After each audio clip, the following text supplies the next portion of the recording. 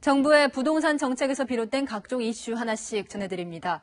부동산 문제에서 실책했다는 비판을 받고 있는 여권이 행정수도 이전에 속도를 내고 있죠. 정세균 국무총리까지 세종시가 제 기능을 해야 한다며 힘을 실었습니다. 전혜정 기자가 보도합니다. 민주당 지도부에 이어 정세균 국무총리가 행정수도 이전 필요성을 언급했습니다. 세종시가 제 기능을 하는 게 좋다는 생각인데 현재로서는 그 국회 분원이 하루빨리 세종시에 열리는 것이 국회 세종 분원 설치를 당장 실천할 수 있는 현실적인 방안으로 거론한 겁니다. 다만 행정수도 이전을 위해선 위헌 논란이 해소돼야 한다는 전제를 달았습니다. 오래전에 헌재로부터 위헌 판결을 받아서 그런 부분들이 치유되어야 완전한 수도 이전이나 이런 것은 검토가 가능하다는 생각. 민주당은 행정수도 이전 실무를 담당할 당내 TF를 구성하며 속도를 내고 있습니다. 여야가 마음만 먹는다면 문재인 정부 임기 안에 행정수도 이전 문제를 충분히 마무리할 수 있을 것으로 봅니다. 여권은 노무현 전 대통령이 추진한 국토 균형 발전을 완성하는 차원이라고 설명합니다. 하지만 실현 가능성이 높지 않아 국면전환용 이슈 띄우기란 비판이 나옵니다. 진중권 전 동양대 교수는 대통령 집무실을 광화문으로 옮기는 것도 못했다며 민주당을 비꼬았고, 경실련도 부동산 실책을 면피하는 시도라며 무책임한 처사라고 꼬집었습니다. 일각에선 행정수도 이전을 제대로 추진하려 했다면 집권 초반에 힘있게 추진했어야 한다며 여권의 진정성에 의구심을 제기하는 목소리도 나옵니다. 채널A 뉴스 전혜정입니다. 부동산 문제 때문에 국정 지지율이 하락하자 부담을 느낀 걸까요? 청와대가 다음 주 참모진을 교체하는데 주로 다주택자들이 대상입니다. 직 대신 집을 선택하려는 지적까지 나옵니다. 김윤수 기자입니다. 청와대 참모진 인사가 다음 주 중 이뤄질 전망입니다.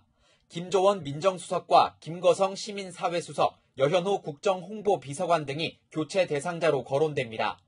이들은 다주택 보유자로 서울과 수도권에 다주택을 보유하고 있습니다. 김조원 민정수석은 최근 한 채를 정리하겠다는 뜻을 주위에 밝힌 것으로 전해졌지만 공개 매물로 나오진 않은 것으로 알려졌습니다. 현재 없어요. 저희가 확인이 안 돼요. 저희 부동산에는 나오질 않고 다른 쪽 부동산에도 지금 나왔다는 소리는 못 들었거든요. 김 수석이 아파트를 처분할 경우 유임이 될 수 있다는 얘기도 나옵니다.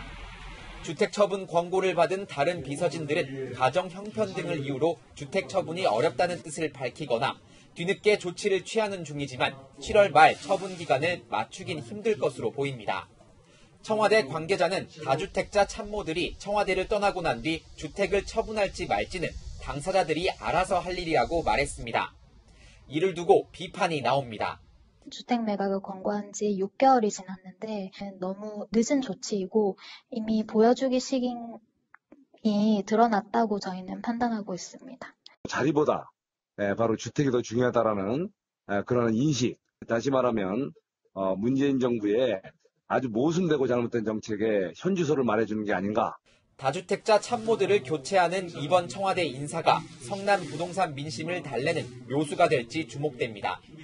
채널A 뉴스 김윤수입니다. 부동산 여론이 나빠진 이유, 세금 문제도 있습니다. 이번 달 재산세 고지서 받아보고 놀라신 분들 많으실 겁니다.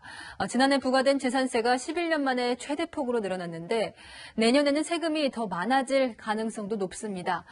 조현선 기자가 세금이 늘어난 1주택자들의 심정을 들어봤습니다. 1998년 지어진 서울 용산의 한 아파트 단지입니다. 최근 2년 사이 급격한 공시가격 인상으로 세 부담이 커진 곳입니다.